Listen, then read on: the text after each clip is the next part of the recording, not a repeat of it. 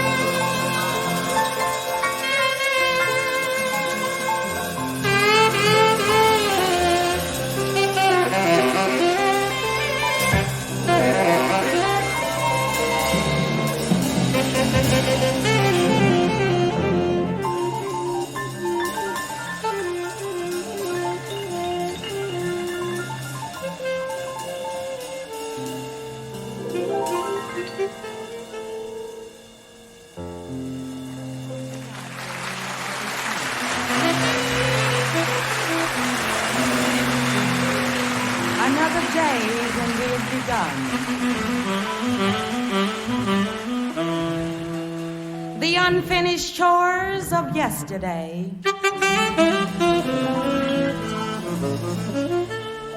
We set about to find our way.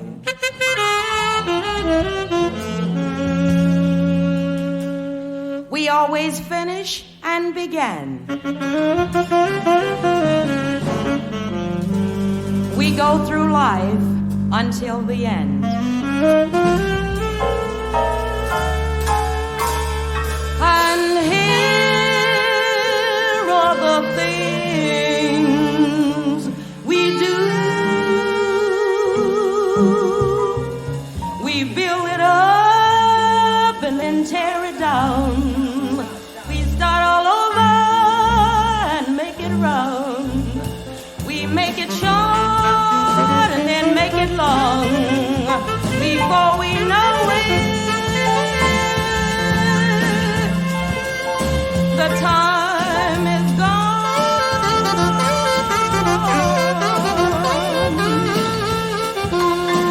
But tomorrow is always another day.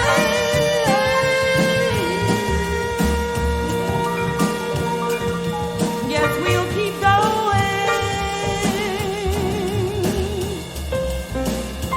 the same old way.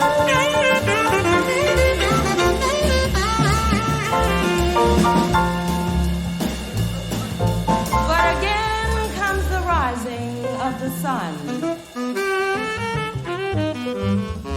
Another day when our work has begun. look for the better things in life, seeking to find an answer day and night.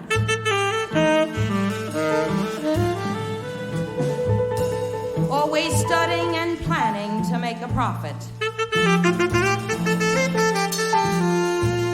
And in the end, we sometimes wonder if it's worth it. And here are the things we do. We build it up and then tear it down. We start all over and make it round. We make it short and then make it long. Before we know it,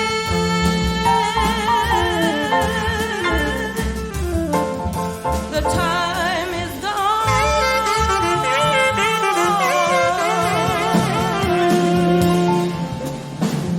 But tomorrow is always another day.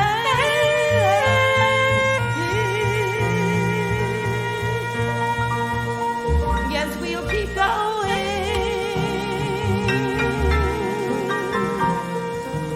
the same old way.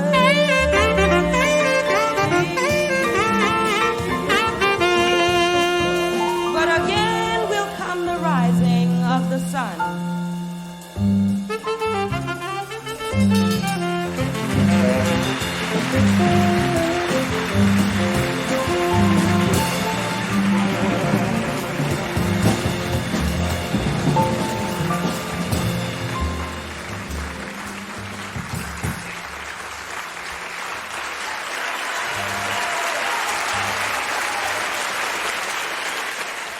Albert Ayler performing at the Fondation Maeght in Saint-Paul-de-Vence, south of France, July of 1970, July 27th. And this his last recorded performance, maybe the last performance that he did. And it's a topic of tonight's Deep Focus with my guest, Matthew Shipp. I'm your host, Mitch Goldman. And we're playing now from the second of two nights. Our pianist, Cal Cobbs, has joined the band, and he's definitely shape-shifting the music. Oh, there's a charm to it. Oh, I'm not knocking it. Right. Yeah, it's definitely a charm. I mean, Ayler is, again, not really a piano-friendly type of sax player, as we talked about earlier. And you know, he has to follow the cadences of the piano, and you know, part of him wants to just break in the stratosphere and be free, but then it has his charm to it also. So, and he's really a very interesting player in this context.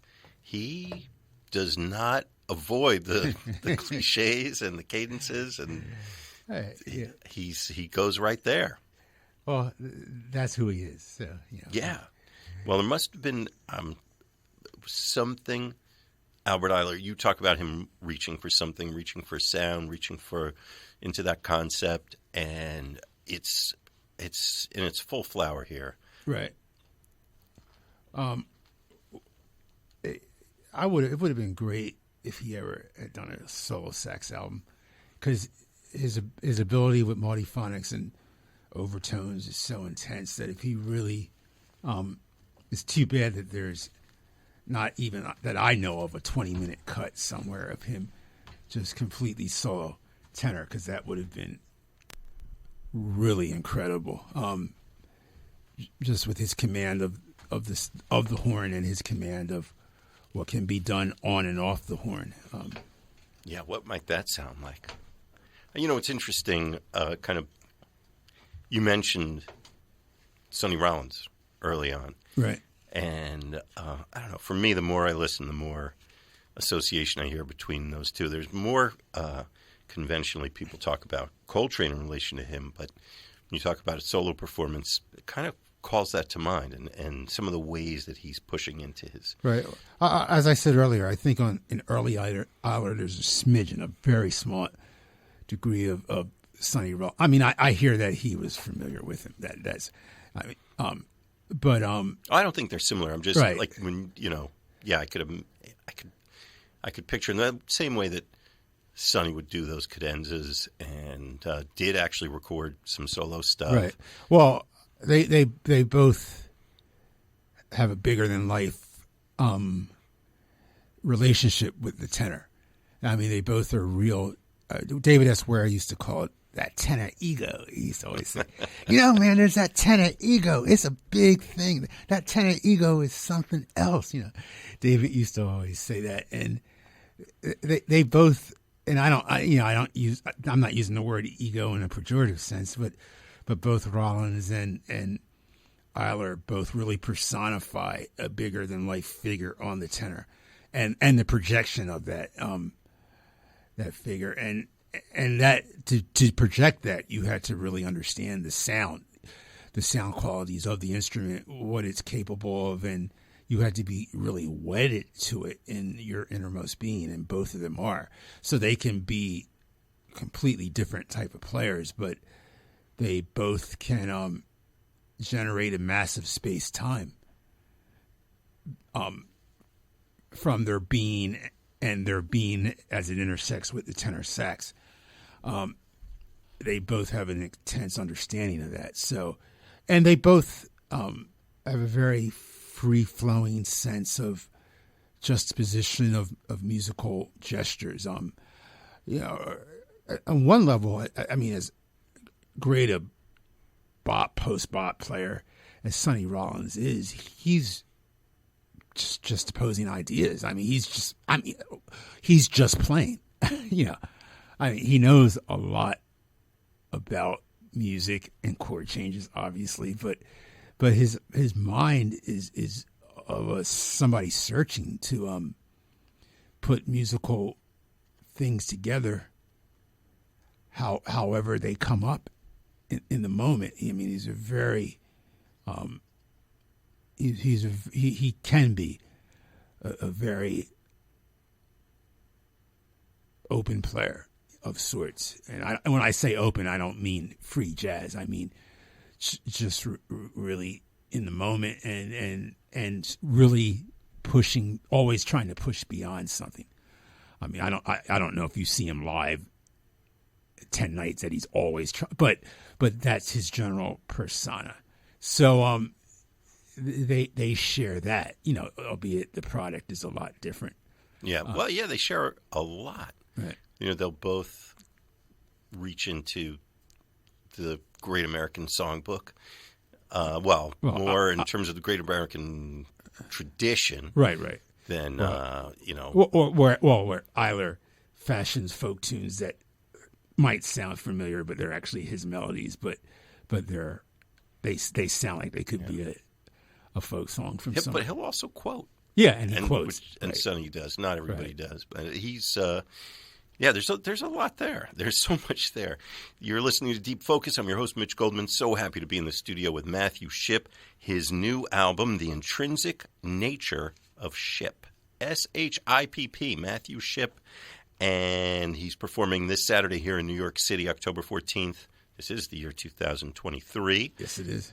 Part of the Progressive Chamber Music Festival, the Greenwich House School of Music on Barrow Street.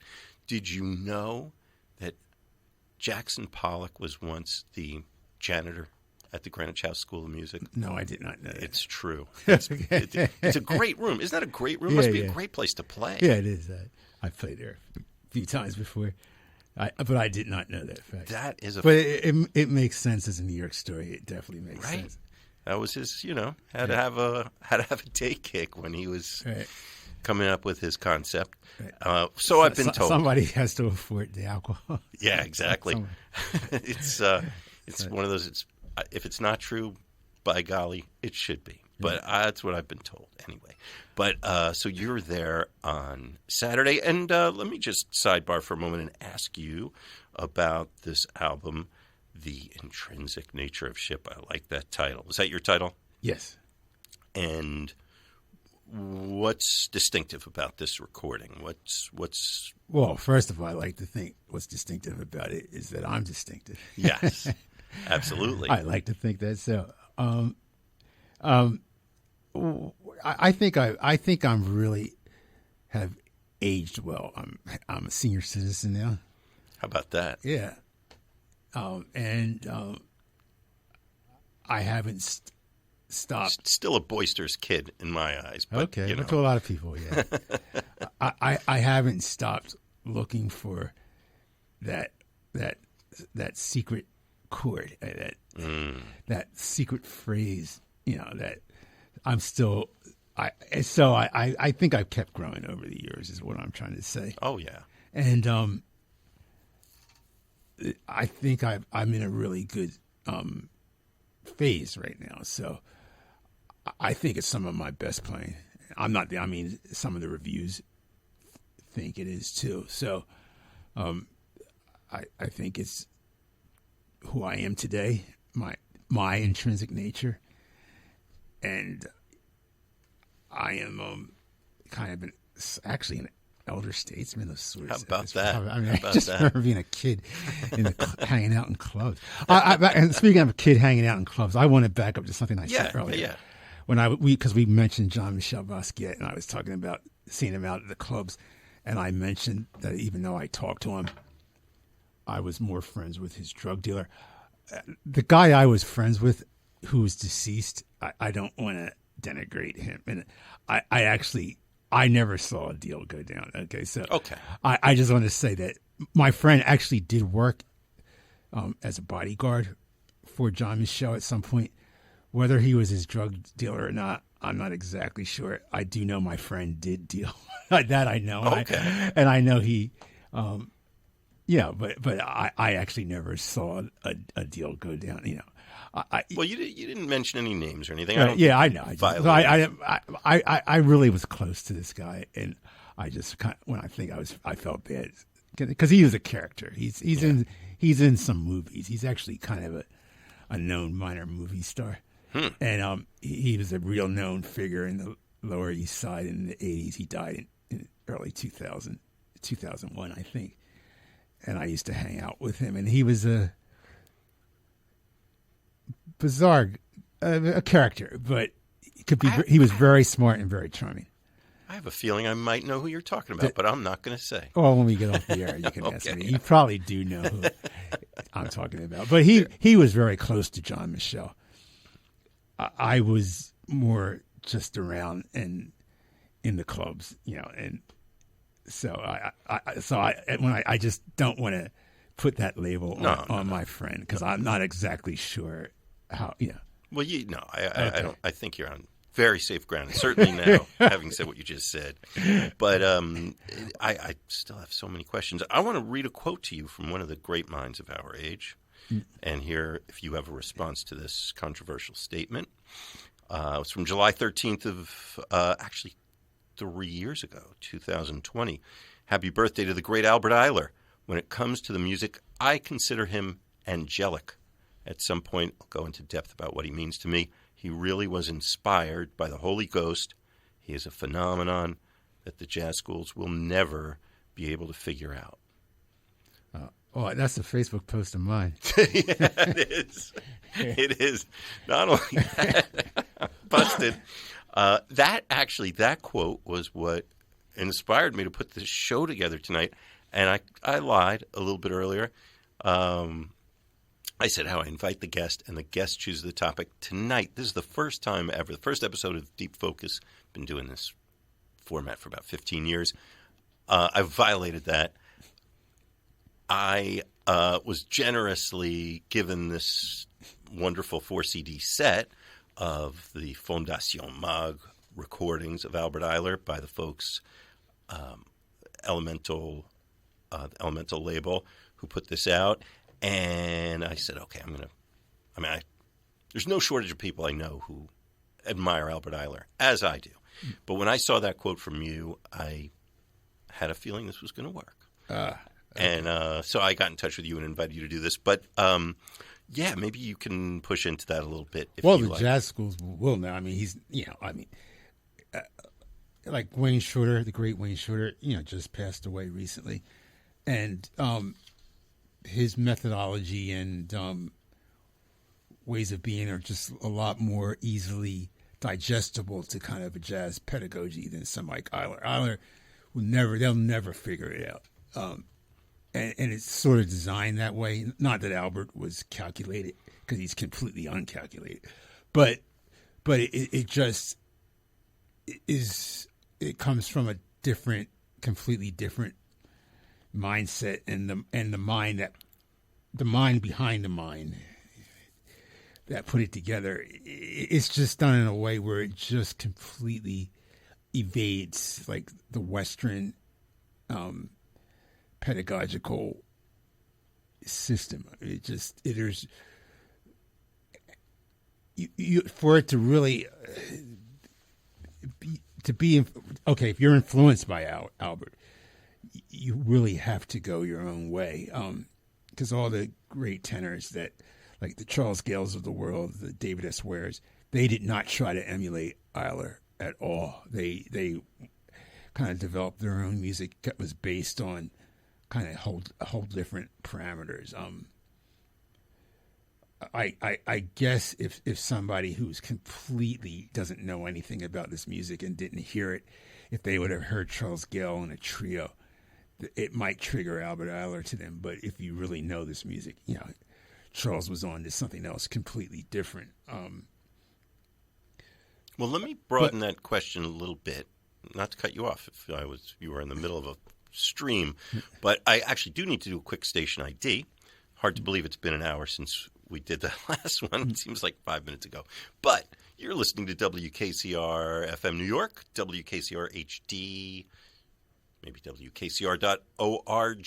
That's our address on the web. You could send that to your friends if maybe you're in New York or you listen to us on 89.9 FM and you're saying, man, I wish my friends could hear what I'm listening to. They can.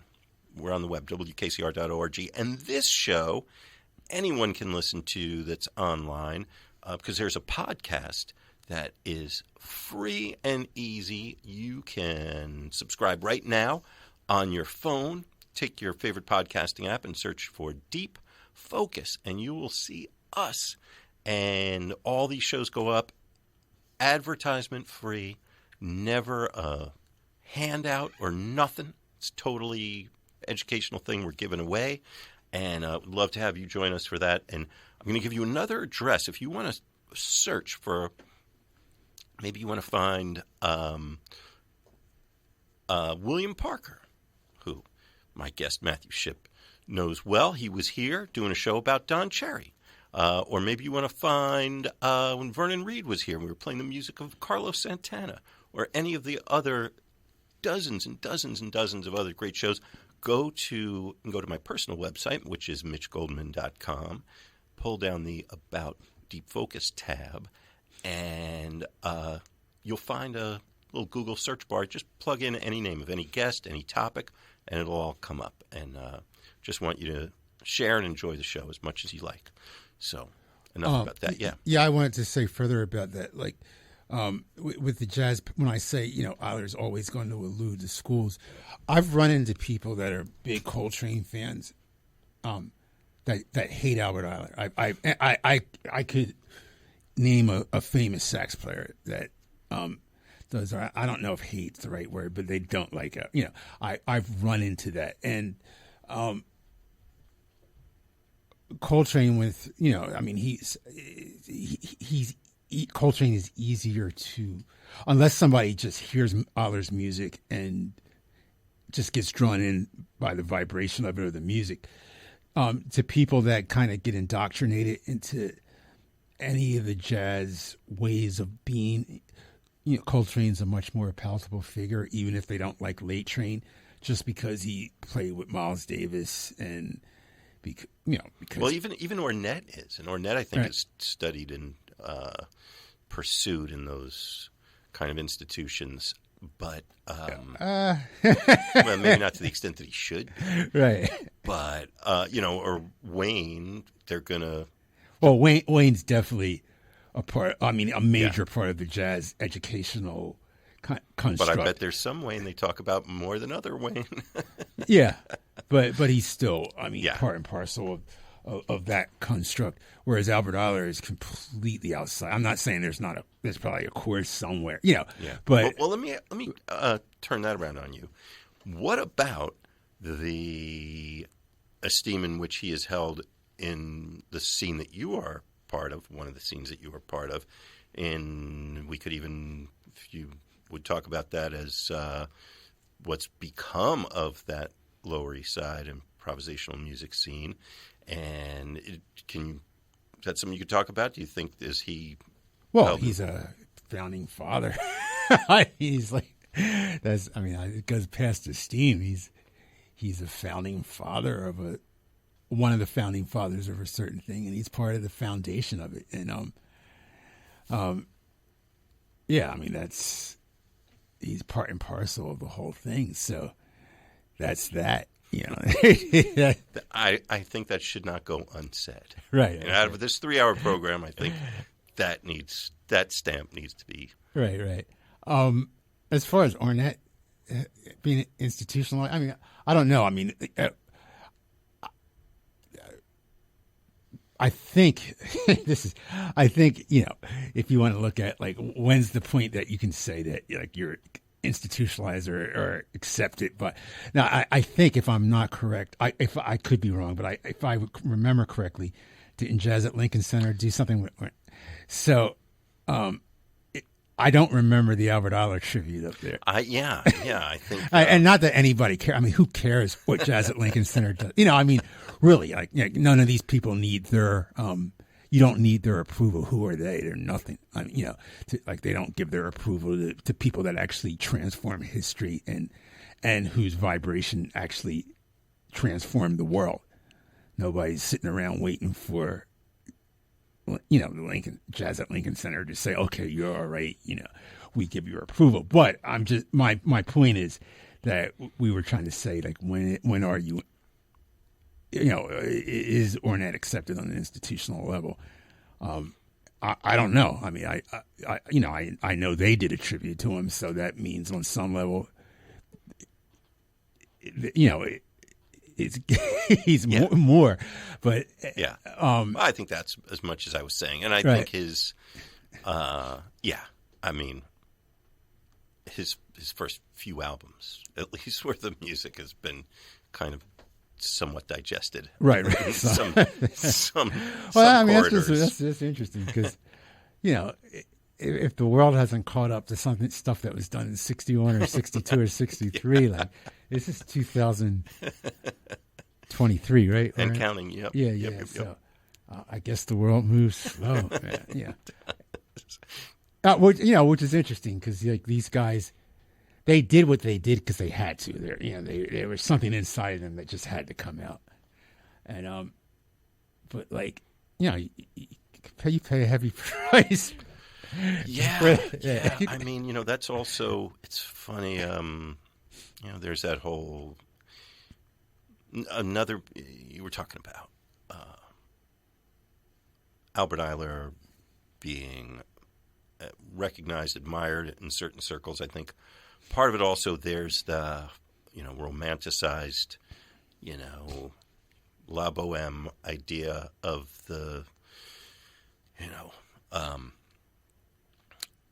overlooked, disregarded genius crying out to the heavens and sending his music up as a prayer, his or hers, and, and dying young.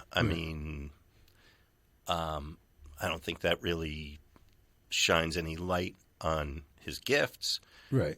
But I think that part of the story also is compelling for some people. Well, I think the Ayler story is a complete enigma. There's like the Coltrane story is kind of more understandable and digestible. But Ayler, in some ways, doesn't make any sense whatsoever.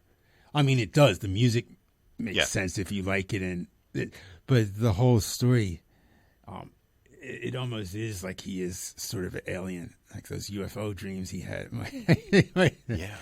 And again, as I said earlier, all the components are obvious and very earthy, but the way the whole story, with the music, because the music is a piece of the story, I mean a major piece of the story, the whole thing doesn't fall within the realm of any kind of conventional narrative. Conventional narrative, and that's how it kind of really eludes the Academy, as I said in that quote. Yeah, that's one of many things for sure.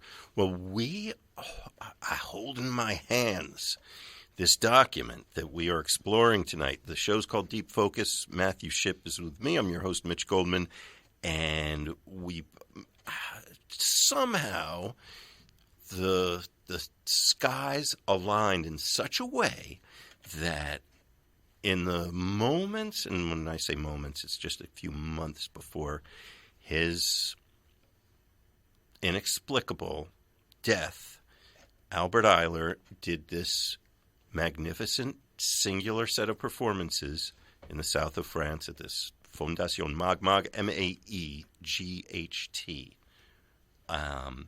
And we talked earlier about the imprimatur that it put on him, that he was profoundly honored as an artist in this presentation, and it was documented. And we have it only now, very recently, in the last year or so, that it's been assembled and released in the form it should have taken then. It was July of 1970, and this box set, Albert Ayler Revelations, on the Elemental label. And thank you for providing this set of discs for us to play tonight. Once again, I'm going to tell you it's Albert Ayler playing tenor and soprano saxophones and vocals, Mary Parks, a.k.a. Mary Maria, soprano saxophone and vocals, Cal Cobbs, our pianist, and Steve Tintweiss on the bass, Alan Blairman on the drums. Cal Cobbs joined us for the second of two nights, and that's what we've been listening to. And Matthew Shipp, something I meant to ask you, I didn't when we were talking about your new album that is just being released, The Intrinsic Nature of Shipp. Two-part question. What's the best way for listeners to keep track of what you're doing? And more specifically, where can they buy this and all the many, many other wonderful recordings that you've made? Right. Well, the best way to keep track of me is look at my Facebook page. I'm at the limit of friends, but the public, everybody can see it. And, you can even post. Is that the title of your next album, I'm at the Limit of Friends? Facebook only allows 5,000.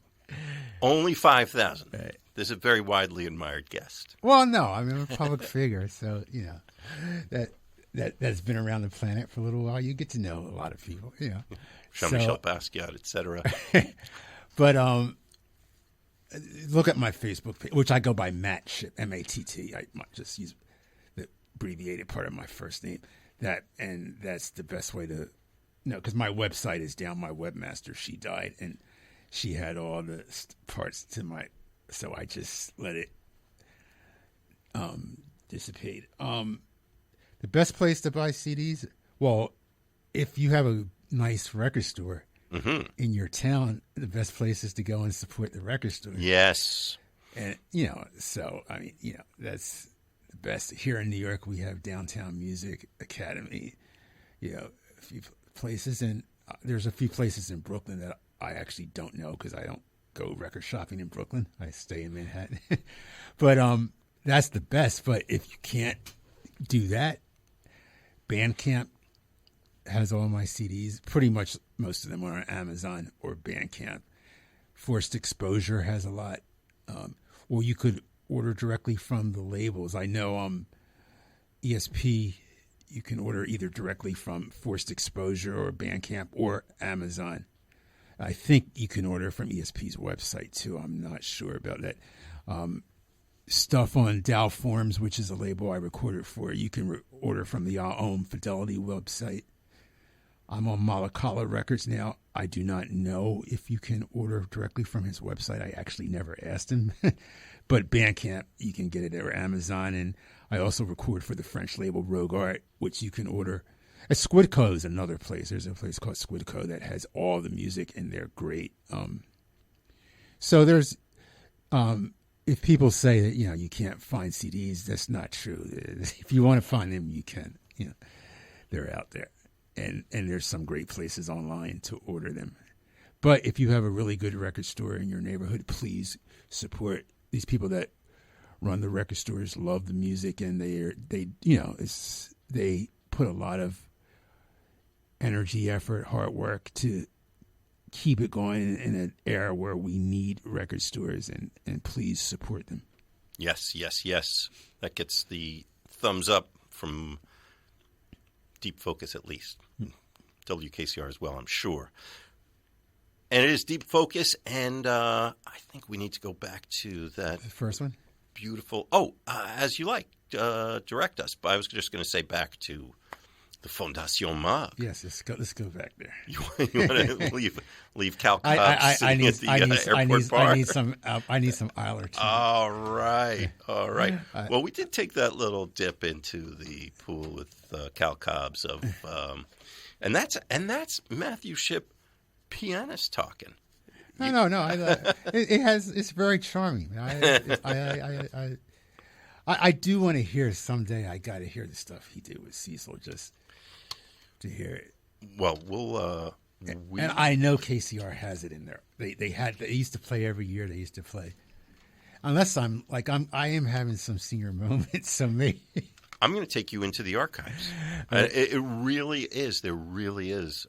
I've been in the archives. Oh, okay. Yeah. I know how deep the collection. You have stuff here that nobody in the world has. That's literally true. Yeah. Absolutely. All right, we're going back to the Fondation Maeght. We're going back to the first night. And that was July 27th of 1970. And this is Fondation Maeght, this magnificent, I think I called it in my Facebook post, a shrine to modernity, to modernism, which it really kind of was. I told you I was there. Yeah. 1967. And my young mind, I still remember the impression this place made on me. This beautiful sculpture garden. I remember they had lights embedded in the grass, in the ground. I'd never seen that before. Right. That was like magical. But the sculptures, I can still kind of see. I won't talk about that too much. But this really was one of those very special places in the European art scene, and it had thoroughly embraced Albert Ayler for this performance. It's Deep Focus, music from Albert Ayler on WKCR.